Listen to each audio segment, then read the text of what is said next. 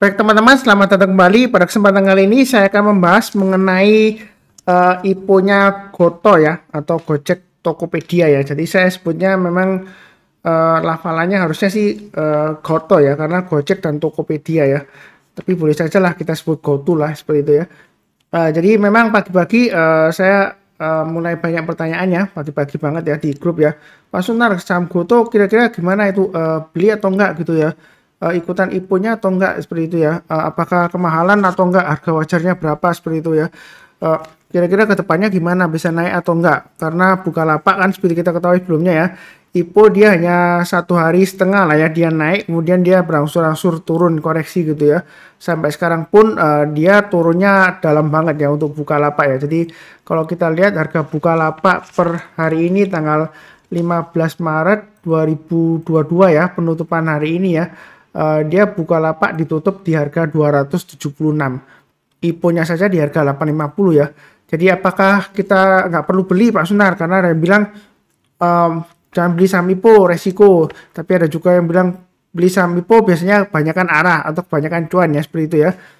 Asal mungkin dalam jangka pendek pasang trading stop ya, seperti itu ya. Nah seperti Goto ini apakah kita perlu beli? Sebelum kita membahas mengenai itu yang menjawab pertanyaan itu, saya akan bahas mengenai prospektus ringkasnya. Jadi sebelum kita membeli saham IPO, lebih baiknya kita membaca mengenai prospektusnya ringkasnya ya, seperti itu ya. Jadi ini saya tampilkan di layar. Jadi masa penawaran awal 15 sampai 21 Maret ya. Seperti itu ya. Itu penawaran awal. Yang artinya dimana kalau Anda berminat beli, Anda sudah mulai memasukkan harganya ya. Anda mau beli di harga berapa, terus kemudian jumlahnya berapa seperti itu ya. Kira-kira berapa lot gitu ya di sekuritas yang ditunjuk ataupun nantinya melalui IPO ya, seperti itu ya. Jadi istilahnya book building gitu ya. Jadi untuk aktifnya nanti sekitar tanggal 29 sampai dengan 31 Maret ya penawaran umumnya ya. Jadi keputusannya di sana harganya berapa ya. Dan juga nanti tanggal penjatahan kurang lebih 31 Maret. Jadi dia akan listing di Bursa Efek kurang lebih sesuai dengan jadwal 4 April 2022 ya. Jadi 4 April itu kalau kita lihat hari Senin ya, seperti itu ya. Nah, di sini kalau kita baca mengenai prospektusnya ya, memang ada yang menyebutkan Goto itu dia kok harganya lebih murah daripada Bukalapak ya, seperti itu ya. Dan kalau kita bicara mengenai public expose-nya yang pagi ini ya, public expose-nya yang dipublikasikan di YouTube ya. Nah, ini saya lihatkan sebentar aja. Ini yang di website di YouTube channelnya Gojek Indonesia ya, seperti itu ya. Jadi di sana juga dijelaskan di pertanyaan, sesi pertanyaannya di sesi pertanyaan di sana dijelaskan. Jadi kalau dibandingkan dengan Buka memang harganya lebih rendah, tapi kita jangan keliru kalau kita bicara mengenai perbandingan saham perusahaan dengan satu yang dengan yang lainnya, itu tidak semata-mata bisa membandingkan dari harganya. Misalnya saham ini saham Goto ditawarkan di 316 sampai 346, Bukalapak kok 850 kok lebih murah gitu ya. Belum tentu ya, karena kita lihat kapitalisasi pasarnya dan jumlah saham yang ditawarkan ya. Jadi perbedaannya seperti itu ya. Jadi kita nggak bisa langsung membandingkan ini yang lebih murah, enggak ya, seperti itu ya. Dan juga yang penting adalah kapitalisasi pasarnya dan juga valuasi perusahaannya, seperti itu juga termasuk ya di dalamnya. Jadi seperti kita ketahui di prospektusnya yang akan dilepas adalah sebanyak 52 miliar ya lembar saham ya. Seri A, yang mana itu yang dia lepas itu kurang lebih mewakili sebanyak 4,35%. Jadi beda ya, kalau Bukalapak seingat saya dia melepasnya itu mewakili 25%-nya ya, seperti itu ya. Jadi perbedaannya di situ. Dan juga kapitalisasi pasarnya juga beda ya. Kalau Bukalapak kapitalisasi pasarnya sekitar 88 triliun, kalau Goto ini kapitalisasi pasarnya kalau dari prospektusnya public expose-nya ya, itu di keterangannya public expose videonya dia mengatakan sekitar 414 triliun ya kapitalisasi pasarnya untuk Goto ya. Jadi kalau kita lihat di sini memang di beberapa orang yang mengatakan ya beli aja saham Goto karena ada jaminan stabilisasi harga atau istilahnya green shoe ya gitu ya. Jadi kalau kita bicara mengenai green shoe itu adalah suatu mekanisme ya, yang dimana intinya itu pihak emiten dia menunjuk istilahnya sekuritas atau agen stabilisasinya ya, yang mana kalau harganya turun dia diharapkan untuk menstabilkan harganya dengan membeli ya, seperti itu ya, sebanyak kurang lebih ini sudah disebutkan di sini ya. Jadi yang dialokasikan untuk cadangan untuk membeli ya selama 30 hari supaya harganya kalau dia turun ke bawah harga IPO-nya, maka dia akan beli. Diharapkannya supaya harganya bisa naik kembali ya, minimal di harga penawaran seperti itu ya, dalam waktu 30 hari seperti itu untuk menstabilkan harganya. Nah, kalau kita lihat di sini sekitar 7 miliar 800 juta ya, seperti itu ya. Yang ditunjuk adalah PT CGS SMB Sekuritas ya. Jadi sekitar 30 hari sejak tanggal pencatatan seperti itu ya. Agen stabilisasi akan membelinya ya gitu ya. Sebanyak 7,8 miliar saham ya, seperti itu ya, untuk seri A-nya. Nah, dananya itu diambil dari mana? Itu pada waktu public expo sudah disebutkan ya. Dia akan diambil dari saham treasury dari Gotoh ini ya. Jadi dia bukan menerbitkan saham baru lagi, bukan ya. Seperti itu ya. Jadi itu kurang lebih seperti itu. Nah, tapi kalau kita lihat, loh kok sedikit sekali Pak Sunar yang dilepas sekitar 4,35% gitu ya. Nah, kalau kita baca lebih lanjut ke bawah, sehubungan dengan penawaran umum pedagang berdana saham ya, emiten akan menerbitkan saham baru sebesar sebanyak-banyaknya 1,5% ya setiap tahun untuk jangka waktu 10 tahun setelah tanggal efektif ya, yang dihitung dari modal ditetapkan dan modal disetor emiten sejak pengumuman rapat umum pemegang saham yang telah dilaksanakan pada tanggal 15 Desember 2021 ya, seperti itu ya. Jadi kedepannya dia akan menerbitkan saham baru lagi ya, karena ini sudah disebutkan sebelumnya sebanyak-banyaknya 1,5% ya setiap tahun ya selama waktu 10 tahun. Jadi kalau kita misalnya ketinggalan untuk IPO-nya Gotoh ini atau kita ragu-ragu ya, mungkin kita bisa lihat atau bisa ikut perkembangan selanjutnya ya. Kalau dia menerbitkan saham baru lagi yang kedepannya misalnya tahun depan ya, kalau ini kan katanya setiap tahun ya, sebanyak 1,5%, di sanalah kita bisa ikut membeli ya. Biasanya mekanismenya seperti HMTT atau right issue ya. Jadi yang mau tunggu ya silahkan tunggu ya, nggak masalah ya, daripada Anda ragu-ragu. Karena kalau beli saham IPO memang menurut statistik memang kebanyakan sih bisa naik ya atau arah ya, seperti itu ya. Tapi ada juga yang turun ARB langsung bisa. Jadi resikonya memang kita nggak akan pernah tahu pasti. Yang pasti ya untuk Gotoh ini harusnya sih nggak sejelek Bukalapak lah, maksud saya seperti itu ya. Kalau Bukalapak aja bisa minim arah 1 hari ya, auto reject atas ya, harusnya ya, tapi saya nggak bisa jamin 100%. Harusnya sih Gotoh sih harus bisa lah ya, apalagi harganya lebih rendah ya, kurang lebih seperti itu. Tapi sampai berapa hari saya nggak tahu ya kenaikannya seperti itu. Dan juga katanya ada mekanisme hak suara multiple ya, yang mana investor yang sudah memiliki sahamnya sebelum IPO ya, dia ada istilahnya semacam lockdown period antara 6 bulan sampai dengan 2 tahun ya, seperti itu ya. Kita nggak tahu pasti ya seperti itu ya, apakah karena dengan mekanisme seperti itu dapat menjaga kestabilan harganya, tidak tahu ya, seperti itu ya. Tapi yang jelas kalau kita ikut IPO kita harus siap menanggung risikonya. Jadi jangan hanya kita ingin wah untung banyak ARA berhari-hari gitu ya. Memang ada saham yang IPO, sejak IPO kemudian ARA berhari-hari bisa naik sampai 1000% ada ya.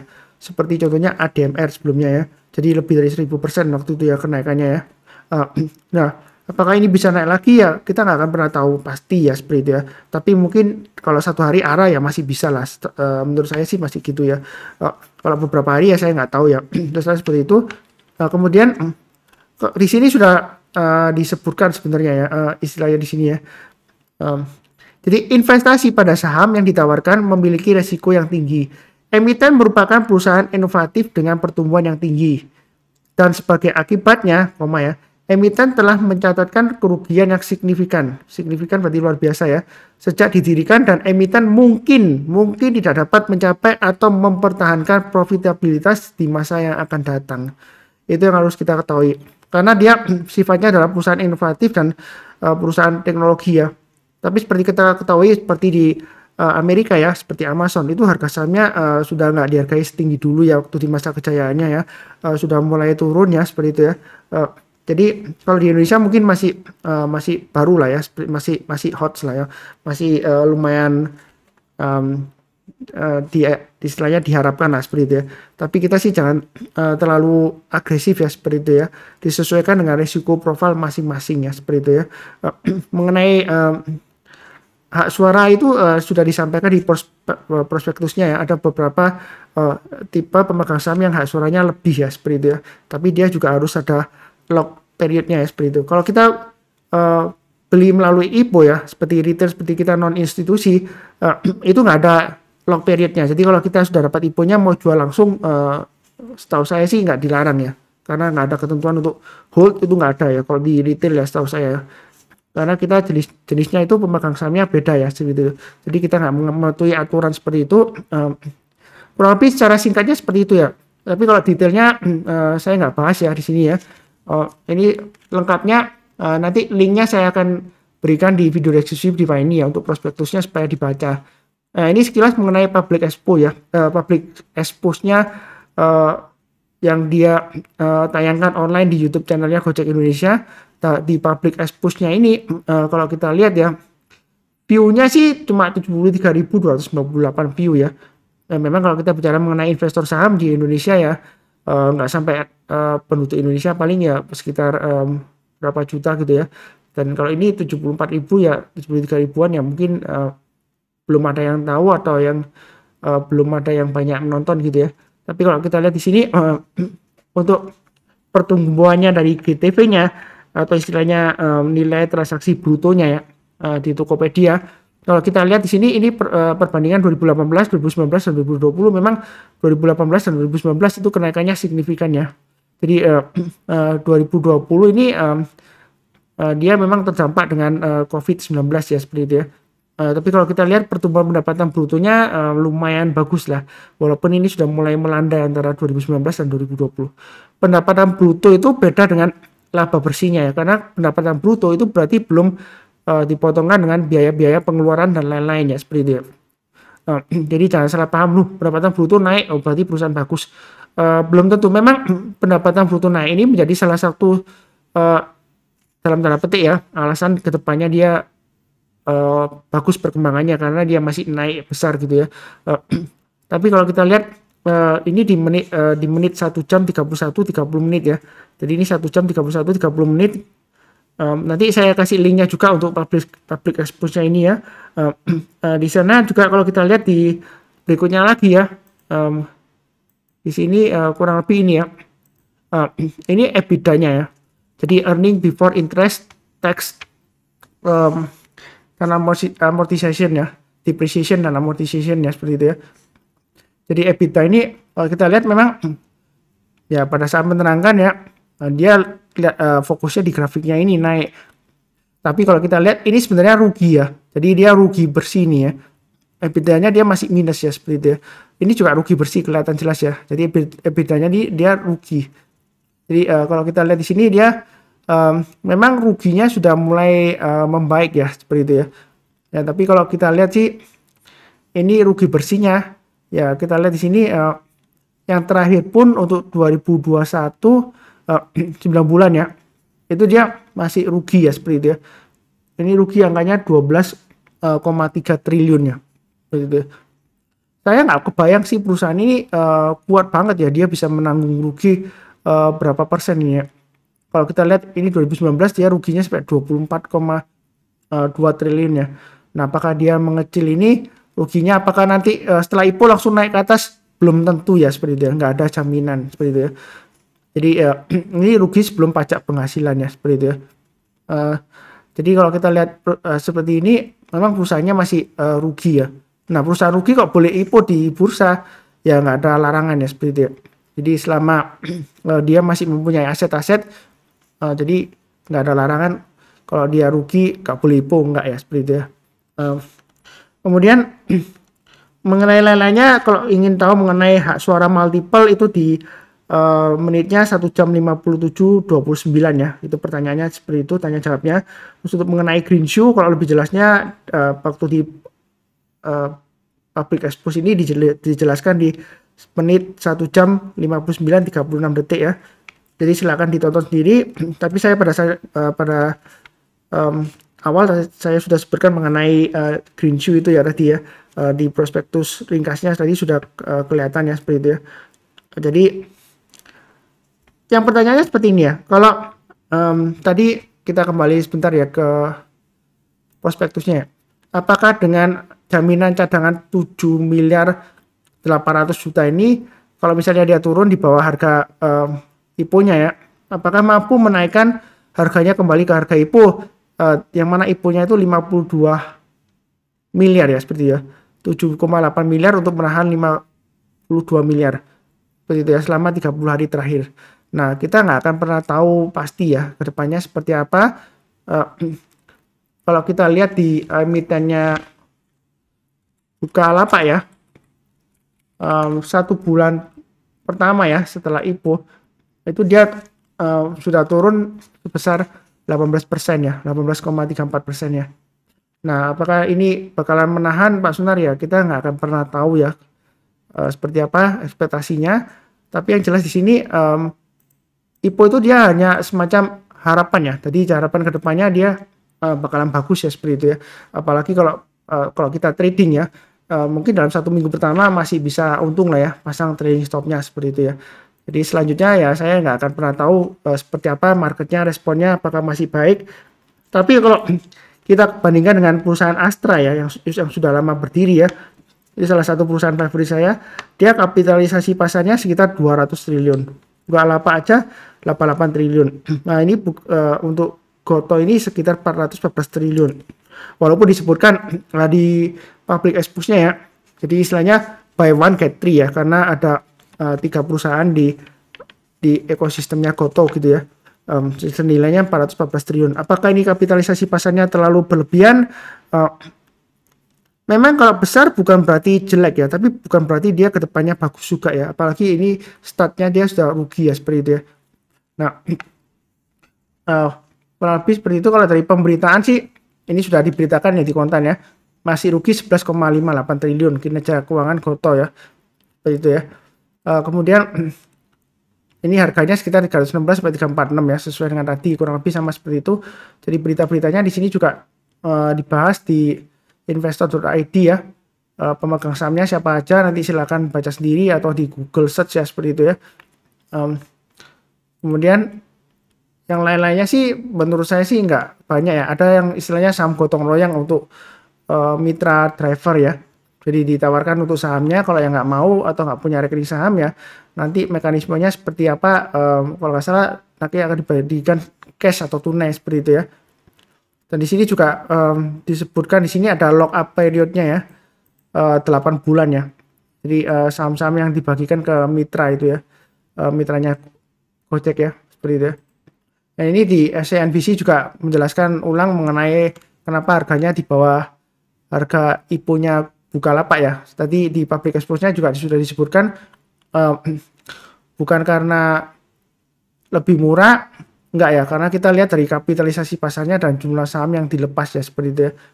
Jadi bedanya di situ. Jadi kita nggak bisa membandingkan, oh nilai harganya lebih murah gitu, enggak ya. Memang di public expose-nya dia disebut dibuat lebih murah supaya harganya terjangkau katanya seperti itu ya. Sebenarnya sih kalau kita bilang berjangkau sih terjangkau atau enggaknya, selama di bawah Rp1.000 per lembarnya ya menurut saya sih masih terjangkau ya, karena satu lot kan 100 lembar. Kalau 1000 aja 100 ribuan kan ya seperti itu ya. Harusnya sih masih terjangkau. Nah, gimana caranya Mas Sunar kalau mau beli IPO-nya? Nah, ini bisa pakai e-IPO ya. Jadi ada beberapa sekuritas yang ditunjuk ya di prospektusnya. Anda bisa langsung beli di sekuritas iPod atau Mansek ya, atau Trimega, itu biasanya langsung ya kalau yang penjaminnya, atau lewat e-IPO. Jadi lewat kemudian dash ya, garis tengah, kemudian ipo.co.id. Nah, itu kalau belum login silakan bikin loginnya. Nah, di sini kalau kita lihat ini saham Goto ya, lagi book building ya. Jadi more info kalau sudah register ya. Kemudian place order. Dan di sini kita bisa place order kita ya. Bentar. Oh, ini rupanya harus masukkan password lagi ya. Tadi sudah kena logout ya.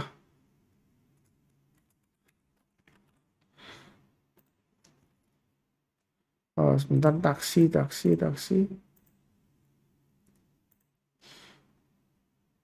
Nah, terus terang aja untuk Goto ini saya juga IPO ya, beli ya. Jadi saya juga beli, harganya saya taruh harganya dia kan 316 sampai 346. Saya harganya taruh 346 ya. Seperti itu ya. Kenapa saya pilih yang 346? Anyway, doesn't matter ya. Nanti kan kalau ketinggian dia akan disesuaikan dengan harga IPO-nya nanti ya. Seperti itu ya. Kemudian kuantitinya berapa lot gitu ya. Jadi ini daftar sekuritasnya. Jadi kalau misalnya sekuritasnya ini kan sebenarnya saya YP Miraset, kalau mau ditambah lagi sekuritas yang Anda mau tambahkan ya, ini profile ya. Jadi klik di nama Anda terus kemudian profile ya. Tapi saya nggak klik ya. Nanti di sebelah kanan ini ada opsi sekuritas yang sudah di link ya. Artinya seperti itu, sudah link langsung ke sistem IPO. Ada yang belum. Kalau belum Anda tinggal request dulu add ya. Add broker, kemudian nanti prosesnya kalau sudah done Anda keluar di sininya ya, waktu Anda mau pesan ya, range-nya seperti apa, seperti itu ya. Kemudian tinggal jawab pertanyaan seperti ini, kurang lebih sama ya, seperti itu ya. Jadi mudah banget, tinggal ke websitenya garis tengah ya, strip ya, ipo.co.id, kemudian bikin loginnya kalau belum punya akunnya. Kalau sudah punya ya tinggal find IPO ya kan. Kemudian nanti di halaman IPO ini Anda tinggal pilih aja yang mana, seperti itu. Mudah banget kok ya, seperti itu, nggak terlalu ribet ya. Yang penting adalah setelah Anda pesan, tinggal Anda siapkan dananya. Kalau siapkan dananya yang lebih ya, seperti itu ya. Dalam arti biasanya ya kalau IPO-IPO yang lagi hot, yang kira-kira oversubscribe gitu ya, itu kalau Anda kepinginnya 10 juta ya, mungkin Anda bisa sediakan dananya sekitar 20 juta ya. Jadi Anda inputnya, Anda pesennya 20 juta, tapi harus Anda sediakan dana 20 juta juga. Kalau lebih dia nanti dikembalikan ya, masuk ke RDN masing-masing yang ada di sekuritas ya. Jadi jangan terlalu takut. Jadi kalau kita lihat di sini, kurang lebih caranya seperti itu ya. Untuk saham Goto, saya juga beli ya. Terus terang aja saya nggak pernah beli saham IPO, karena biasanya saya lebih fokus ke saham-saham yang biasanya saya kenal dengan baik aja ya, seperti ASII ya, BBCA, BBRI, seperti itu ya, BMRI, seperti itu ya, Telkom ya. Jadi sebenarnya walaupun saya sering banget memberikan analisa saham, beberapa saham yang banyak banget ya, analisa saham harian dan mingguan, tapi saham saya yang saya tradingkan itu atau investasikan, kebanyakan yang saya punya sih saham perbankan ya, seperti itu ya. Dan saham perbankan sekarang yang paling banyak yang saya punya sekarang adalah BJTM ya, sekitar sharing aja. Yang lainnya sudah kena trailing stop ya kebanyakan ya. Ya lumayan lah kena trailing stop ya, dananya mungkin buat IPO-nya ini ya, Goto ya. Kenapa saya pilih Goto? Memang ada yang dulu menyebutkan jangan beli dulu, perusahaan masih rugi lah. Itu coba lihat Bukalapak, dia turun drastis ya. Ya beda ya, ekosistemnya beda antara Goto dan Bukalapak. Market cap-nya juga beda. Dari segi tadi GTV-nya juga beda ya. 3 korporasi istilahnya tadi di prospektusnya, public expose-nya juga sudah disebutkan ya, buy one get three ya. Jadi ada 3 company sebenarnya di dalam Goto itu ya. Ya dia sektornya sektor teknologi ya, seperti itu ya. Memang sektor teknologi sebelumnya hot ya, naik tinggi banget. Nah sekarang kalau kita lihat dari indeksnya ya, IDX Tekno ya, mungkin saya switch ke AMI Broker ya, sebentar. Kalau kita lihat nah ini di websitenya, maaf, di chartnya untuk IDX Tekno ya, sektornya ya. Kalau kita lihat ini euforianya sudah mulai lesu ya di sini ya, sideways di bawah ya, seperti itu ya. Apakah nanti dengan adanya IPO Goto dia akan naik ya, kita nggak akan pernah tahu. Tapi kalau dari sektornya sih masih cenderung lesu ya, seperti itu ya. Sebelumnya naik tinggi, kemudian dia koreksi lagi ya, seperti itu ya. Ya mudah-mudahan aja sukses ya untuk IPO-nya. Tapi yang paling penting di sini adalah kalau kita ikut IPO-nya, ya kan, kita harus siap mengenai resikonya, seperti itu ya. Dan resikonya seperti apa ya? Kalau ARB berarti 7% ya, seperti itu ya. Nah kalau misalnya dia turun lagi ya, masalahnya kalau ARB hari ini turun ya, misalnya ya, saya nggak tahu akan turun nggak ya, besoknya bisa saja langsung ARB 7% bisa ya, kita bisa jual tapi nggak laku ya, karena banyak yang jual, lebih banyak yang lebih bawah lagi, lebih banyak ya, seperti itu ya. Jadi istilahnya kalau ikut Goto, Kita harus punya mindset siap nanggung resikonya kalau dia ARB turun ya. Biasanya sampai berapa persen Pak Sunar? Memang auto reject bawahnya sampai 7%, tapi kerugian itu kalau saya bilang harus siap mental ya. Ada yang nyebutkan ya, sampai 50% itu siap mentalnya di sana. Kalau misalnya nyangkut terus nggak bisa jual dia ARB terus misalnya ya. Tapi saya nggak mendoakan turun, mudah-mudahan naik. Tapi saya yakin sih ini paling tidak ya di hari pertama dia bisa arah lah, masa kalah sama Bukalapak ya. Itu menurut saya sih ya untuk Gotoh ini. Jadi yang sudah punya waktu IPO, kemudian kalau sudah naik jangan lupa pasang trailing stop. Karena kebetulan saya punya teman yang dia ikut IPO-nya Buka ya. Waktu itu saya ingat banget karena dia waktu itu dia seneng banget ya, naik banget ya. Sampai naik banget 1000 lebih, di sini sampai 1325 ya. Jadi waktu itu dia nggak jual. Terus turun terus koreksi ya. Wah, turun bahaya IPO. Dia prinsipnya waktu itu kan saya ini mulai turun-turun ya. Soalnya ini rebound di sini ya. Dia waktu itu dia nggak jual. Terus besoknya dia rebound kan. Saya ingat banget candle yang ini. Dia waktu itu masih tanya saya jual atau enggak ya. Kalau saya bilang kalau sudah turun di bawah saham IPO ya harusnya jual dulu. Ternyata besoknya kan masih rebound naik lagi ini ya. Katanya dia waktu itu sih bilang ya kan ada yang Pak Sunar, ada yang hold kan. Kalau dia bilang kan harus di hold, ada investor yang di hold sampai dengan 2 tahun gitu ya. Masa dia mau jual rugi gitu ya sahamnya ya. Nah buktinya nggak lama lagi kan dia turun lagi, gagal bertahan di atas 850 sampai sekarang di 276. Memang mungkin yang sudah punya ya maaf aja, apakah pasti bisa naik ke atas 850 karena ada investor yang sebelumnya punya sahamnya ya kan, kemudian di hold kan, dia kan dikasih waktu 2 tahun ya, nggak boleh dijual ya gitu. Masa dia mau jual rugi ya. Nah masalahnya harga perolehannya itu nggak sama ya seperti itu ya. Jadi kalau kita bicara mengenai jenis-jenis investor, saham itu ada versinya ya seperti itu ya. Ada saham versi A, versi B gitu ya. Jadi harga akuisisinya berapa kita nggak akan pernah tahu. Jadi kita jangan ikut-ikutan mempunyai prinsip yang sama. Wah ada yang beli yang banyak institusi di harga 850. Ya belum tentu ya. Waktu itu saya masih ingat ada salah satu reksadana yang pegang sahamnya Bukalapak, terus kemudian nggak lama lagi dia ganti ya. Waktu itu ada di interview juga di salah satu berita media massa. Itu juga sudah pernah saya kasih linknya ke teman saya sih waktu itu ya. Ini ada salah satu reksadana dia sudah mulai lepas Bukalapak ya. Kamu nggak jual dah. Dia nggak jual. Akhirnya dia kalau salah terakhir sudah jual sekitar 400-an. Saya nggak tahu kapan ya. Katanya dia sekitar 400 lebih dia sudah jual gitu lah. Setelah itu dia yang terakhir dia nggak ngomong apa-apa mengenai saham IPO ya seperti itu ya. Ya memang kalau sudah untung ya pasang trailing stop ya. Kalau bicara mengenai perusahaan bagus, investasinya untuk masa depan bagus ya, yang penting kan di pergerakan harganya, itu fokus saya selalu. Kalau misalnya kita sudah rugi lebih dari 10% dari harga pembelian kita, walaupun perusahaannya bagus seperti apa, tapi kalau harganya turun terus ya kita jual dulu. Karena apa? Kalau dia sudah mulai membaik naik ke atas reboundnya, harusnya buyback ya, kita bisa buyback. Karena di saham itu antara membeli dan menjual, yang paling susah itu jual sahamnya. Beli saham itu gampang, walaupun arah 1 minggu, 2 minggu atau berminggu-minggu lah, kata dia IPO berminggu-minggu arah terus, suatu saat dia pasti koreksi ada, kita ada kesempatan untuk beli ya kalau kita mau buy.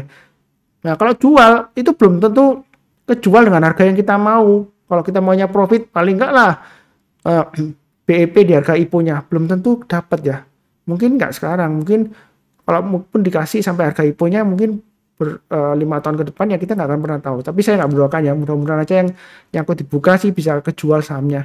Tapi hari ini buka sepertinya Bukalapak dia ARB ya seperti itu ya. Kurang lebih sekian. Nah ini sudah panjang banget ngomongnya. Seperti biasanya yang barusan kenal channel Saham Profit jangan lupa subscribe, bantu like, kemudian nyalakan lonceng notifikasinya supaya nggak ketinggalan ya. Kalau ada misalnya yang kata-kata saya keliru atau gimana ya mungkin bisa dikoreksi ya, tulis di kolom komentar ya. Seperti itu ya, kadang mungkin saya ada sesuatu yang saya sampaikan salah gitu ya. Tapi bukan berarti saya menyesatkan atau membodohi orang lain, enggak ya. Saya tidak pernah menyesatkan atau membodohi orang lain ya seperti itu ya. Jadi kalau ada kritik ya saya selalu masuk, saya selalu menerima masukan ya seperti itu ya. Tapi jangan sampai menghina saya karena ada sebelumnya yang komentar-komentar yang miring cenderung menghina, katanya saya itu membodohi atau menyesatkan. Saya tidak pernah ya seperti itu ya.